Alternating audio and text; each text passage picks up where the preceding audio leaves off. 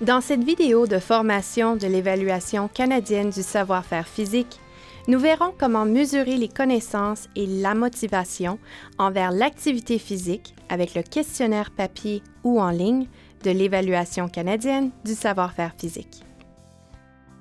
Pour remplir la version en ligne du questionnaire, vous aurez besoin d'un ordinateur, d'une tablette ou d'un autre appareil portable sur lequel il est possible d'accéder au questionnaire en ligne. Préparation pour le questionnaire en ligne. Assurez-vous qu'une connexion Internet est disponible et que le site Web n'est pas bloqué par l'organisation hôtesse. Vérifiez que l'ordinateur soit bien ouvert au questionnaire et que tout fonctionne. Pour remplir la version papier du questionnaire, vous aurez besoin d'une table ou d'un pupitre pour chaque participant, d'une copie du questionnaire pour chaque participant et d'un crayon ou stylo pour chacun. Faites des copies des questionnaires. Assurez-vous que chaque participant ait un identifiant unique associé à son nom. Pour remplir le questionnaire, chaque participant doit se connecter individuellement en suivant le lien fourni. Le questionnaire est administré sous la supervision d'un évaluateur. L'évaluation peut avoir lieu dans une salle de classe ou dans le gymnase, pendant que les enfants attendent de participer à une évaluation physique. Chaque enfant reçoit une copie du questionnaire et un crayon. Il le remplit à son propre rythme. Les évaluateurs peuvent aider à clarifier certaines questions lorsque nécessaire, en notant que les clarifications ne mènent pas les participants vers une réponse spécifique. Veuillez vous référer au manuel qui vous guidera vers les réponses appropriées à donner aux questions des élèves. Assurez-vous que les élèves répondent à toutes les questions. Les participants doivent 1. Répondre aux questions au meilleur de leurs connaissances. L'évaluateur doit insister sur le fait que la réponse recherchée est la réponse qui semble bonne aux yeux du participant et qu'il n'y a pas nécessairement de bonne ou de mauvaise réponse. 2. Demander à l'évaluateur s'il ne comprend pas une question. 3. Prendre tout le temps nécessaire. Assurez-vous que l'identifiant du participant est bien inscrit sur le questionnaire et que toutes les questions ont bien été répondues. La plupart des questions du questionnaire de connaissance et compréhension de l'activité physique sont à choix multiples. Pour celles qui ne le sont pas, voici quelques renseignements additionnels. Question 2. Bénéfices de l'activité physique. Chaque ligne est notée sur une échelle de 1 à 5. 1 correspond à « pas du tout d'accord » et 5 à « très d'accord ». La somme de toutes ces réponses fournit un score de bénéfice de l'activité physique perçu par le participant. Question 3. Barrières vis-à-vis l'activité physique.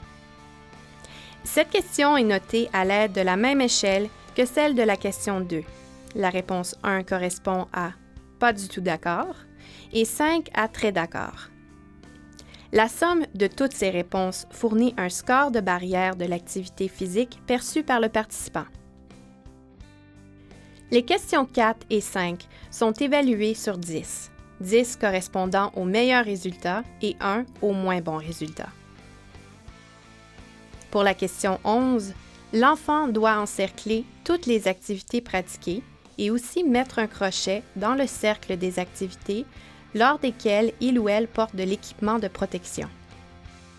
Si un enfant encercle et place un crochet sur toutes les illustrations, il reçoit le maximum, 11 points. Les enfants peuvent recevoir des points même s'ils n'ont pas indiqué porter d'équipement de sécurité pour se balancer, grimper sur des barres, sautiller et nager.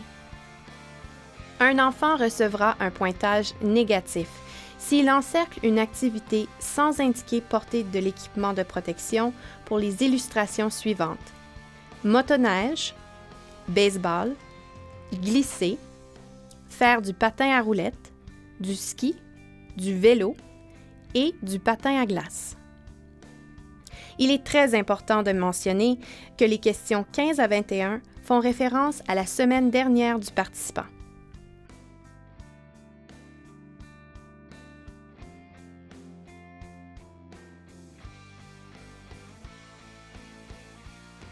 Le questionnaire ZAPA fait partie de la composante motivation et confiance de l'Évaluation canadienne du savoir-faire physique. Pour remplir ce questionnaire, les enfants doivent déterminer ce qui leur ressemble le plus. Par exemple, devant ces deux options, certains jeunes ont un nez sur leur visage, mais d'autres jeunes ont 3 nez sur leur visage. Les enfants doivent décider s'ils sont plutôt comme ceux qui ont un nez sur leur visage ou plutôt comme ceux qui en ont 3. Après avoir encerclé leur choix, ils se retrouveront encore devant 2 options. Très vrai pour moi ou plutôt vrai pour moi. Faisons ensemble la deuxième question de pratique. Certains jeunes aiment jouer avec des ordinateurs, mais d'autres jeunes n'aiment pas jouer avec des ordinateurs. Qu'est-ce qui me ressemble le plus? Ensuite, est-ce très vrai pour moi ou plutôt vrai pour moi? Chaque question du ZAPA est évaluée sur 4.